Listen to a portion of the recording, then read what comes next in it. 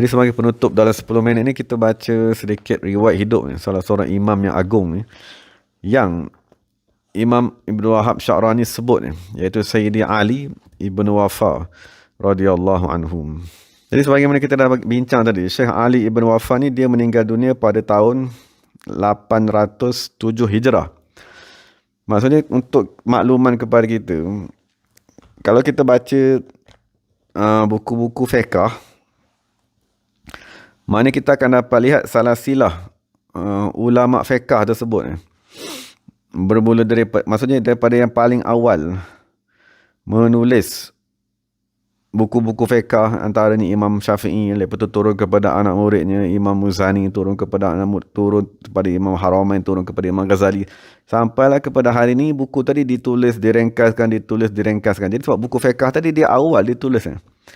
Jadi kita dapat tengok salah silah ulama fiqh yang menulis ilmu fiqh.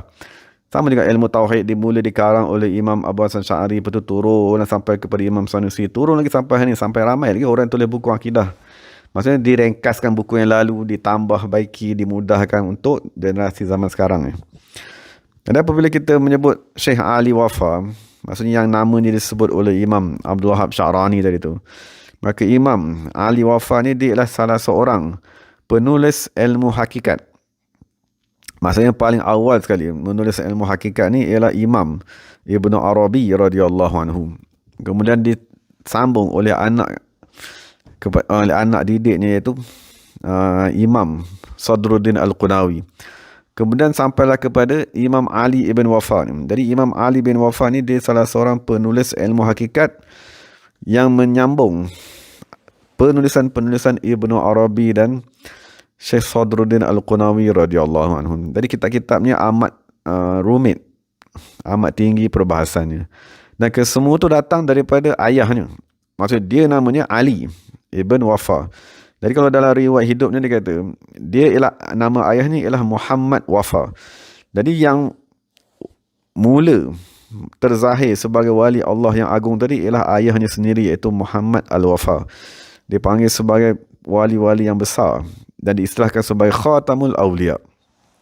Cuma ayah dia tadi ialah orang yang ummi.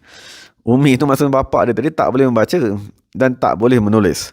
Tetapi bapa dia tadi dah mula menulis kitab semasa bapaknya berumur 7 tahun.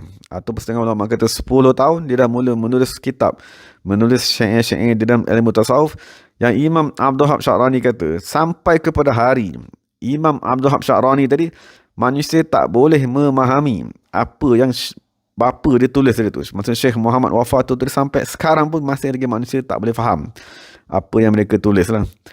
Jadi nama Wafa tadi tu diambil sempena dengan satu ketika bapa dia tadi maksudnya mereka ni berada di Mesir. Maka tiba-tiba sungai Nil tadi tidak naik, air dia tak pasang. Jadi menyebabkan orang yang berada di sekeliling sungai tadi nak pindah ke tempat lain. Jadi bapa dia tadi, itu Syekh Muhammad tadi tu, dia pergi dekat sungai Nil tadi, dia duduk kat tepi tu, dia kata, naiklah kamu dengan izin Allah Subhanahu Wa Taala.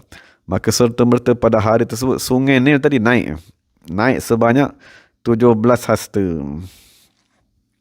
Maka dengan sebab itu manusia pun kekal dan memanggilnya sebagai Wafa. Maksudnya Wafa itulah waktu untuk air tadi naik sepatutnya. Jadi disebabkan dia yang menaikkan air itu, maka dia tadi disandarkan kepada Imam Muhammad Al-Wafa. Kemudian apabila bapa dia nak meninggal dunia, maksudnya bapa tadi wasiatkan 2 orang anak je lah, anak yang kita nak bincang yang bernama Ali ni, dan seorang lagi adik-beradiknya nama Ahmad. Jadi bapa dia kata kepada orang yang dia wasiatkan, iaitu Syekh Syamsuddin Zailani, dia kata waladaya hazani laisa ka auladin nas bal huma ruhun wahidun fi jasadaini wa huma fil haqiqati ruhi. Ini salah satu panduan kepada kita. Maksudnya kadang-kadang kita jumpa budak kecil 5 tahun, 3 tahun, 10 tahun, tapi sebenarnya budak kecil tadi wali dah. Jadi kenapa dia tadi wali tadi? Sebab Syekh dia bagi tahu, ayah dia yang Syekh Muhammad Wafa ni, apabila dia nak meninggal, dia kata kepada orang yang dia wasiatkan untuk jaga 2 orang anak dia ni, dia kata waladaya hazani laisa ka auladin nas. Dia kata 2 orang anak aku ni bukan seperti anak-anak manusia yang lain. bal huma ruhun wahidun fi jasadaini. Bahkan anak aku dua orang ni, dia roh kepada kedua-dua anak aku ni ialah satu roh saja. Tapi satu roh tadi berpecah kepada dua jasad. Kemudian Syekh dia berkata, wahuma fil haqiqati ruhi. Dan kedua-dua roh anakku tu pada hakikat ni ialah roh aku sendiri, dia kata. Wa qad akhaztu minallahi ahdan. Dan sesungguhnya aku telah mengambil janji daripada Allah Subhanahu wa taala, anna man ahabbahuma, siapa yang mencintai kedua-duanya, maksud siapa yang mencintai Syekh Ali Wafa tadi, yang disebut sebagai Ibnu Wafa tadi, dan adik-beradik dia seorang yang bernama Syekh Ahmad, siapa yang mencintai kedua-dua mereka, kana min ahbabillah, maka orang tersebut akan menjadi kekasih Allah Subhanahu wa taala. Wa man abghadahuma, siapa yang benci kepada kedua-duanya, kana min a'daillah, maka orang tadi ialah musuh kepada Allah Subhanahu wa taala. Jadi senang je lah kita nak tahu kita ni kekasih Allah ke atau bermusuh Allah, tengok adakah kita tadi mencintai wali-wali Allah Subhanahu wa taala, ataupun kita ada benci dalam hati ke, kita ada bengang ke, kita ada hasad dengki ke, kita rasa tak puas hati ke, kita rasa orang ni tak bagus ke, itu tanda waliyazbillah kita tadi ialah musuh Allah Subhanahu wa taala. Jadi apabila sekarang ni, itu riwayat hidup ayahnya, iaitu Syekh Muhammad Wafa. Jadi apabila ayah dia dah meninggal dunia, anak dia tadi yang bernama Syekh Ali Wafa yang kita tengah bincang tadi dekat Mesir ni, apabila Syekh Ali tadi sampai kepada umurnya 19 tahun, masa apabila dia dah besar, dia dah dididik, dibimbing oleh Syekh Syamsuddin Zailai tadi, apabila umurnya sampai 19 tahun, maka dia pun duduk di atas kerusi tempat bapanya mengajar di Zawiyah ni, maksud dekat rumah suluk je lah, dan dia pakai pakaian ayah dia, maka dia mula mengajar dan ramai orang datang berguru dengannya.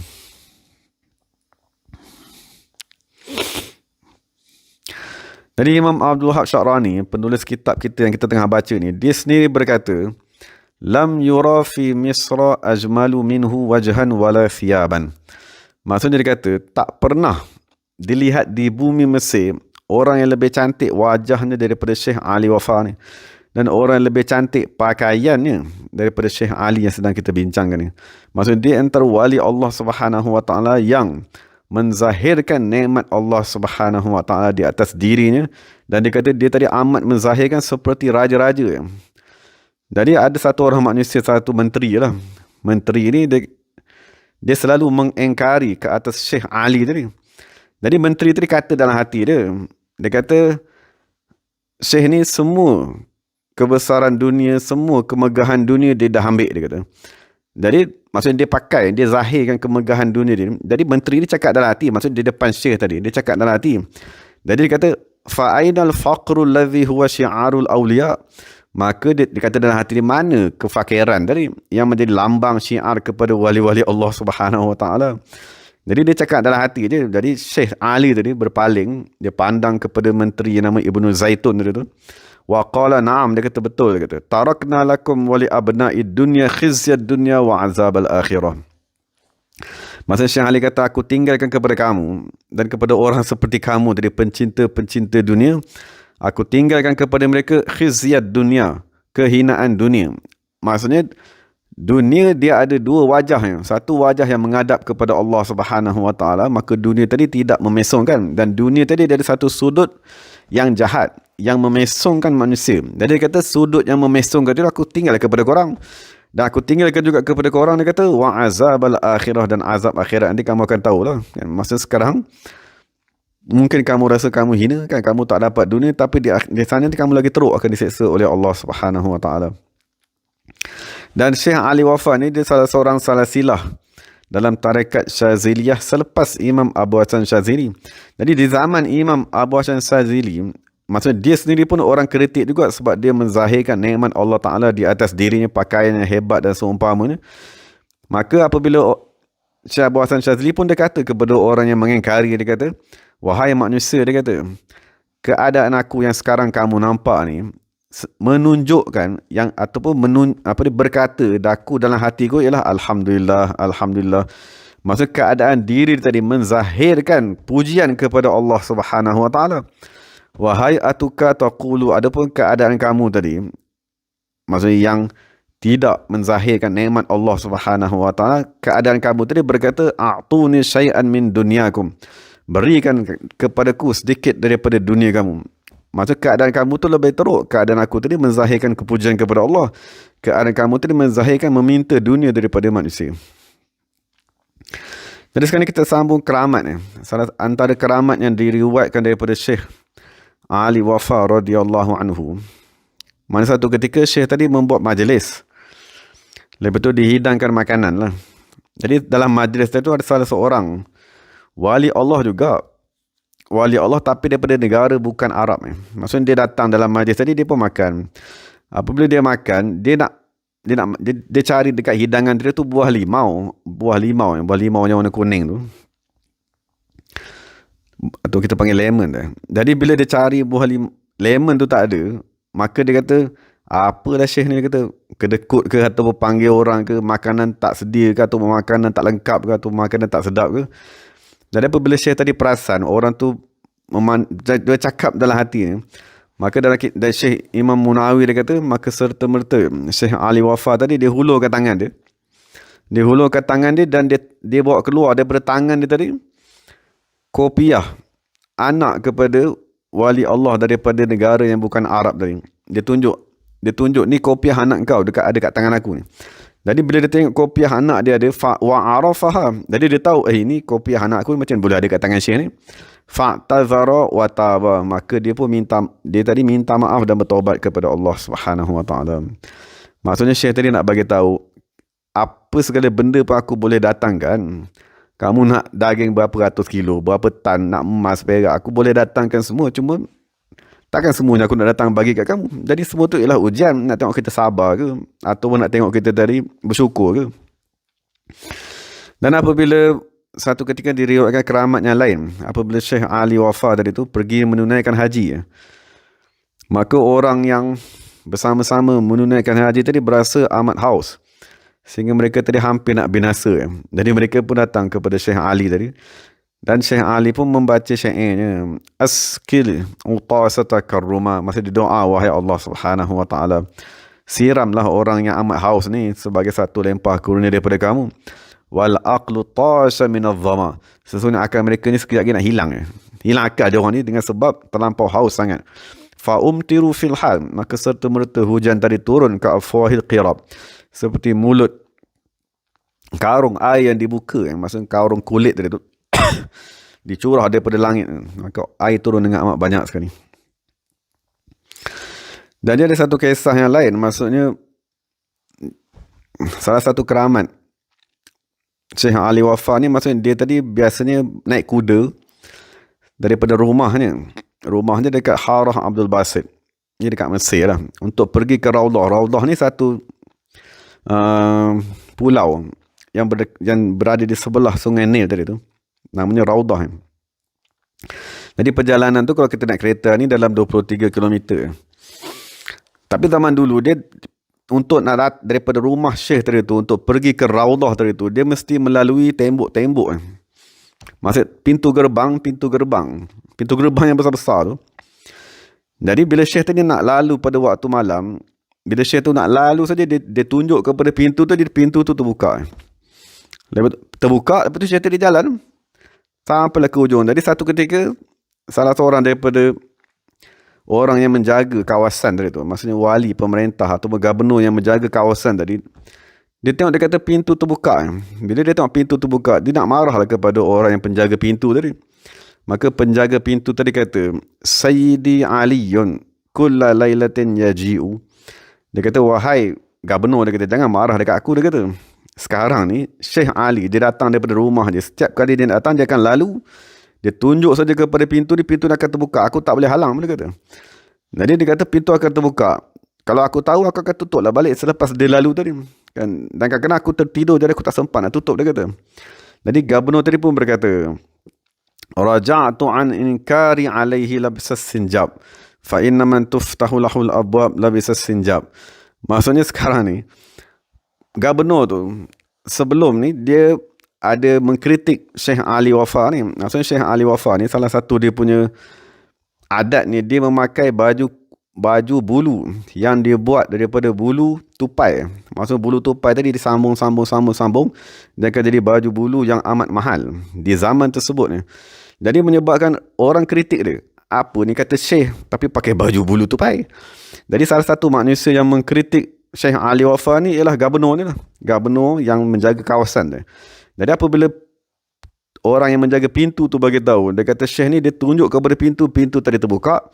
Maka gubernur tadi kata, sesiapa saja yang sekiranya keramatnya sampai kepada pintu boleh terbuka kepadanya, maka terpulanglah kepadanya, nak pakai baju apa pun terpulang dah.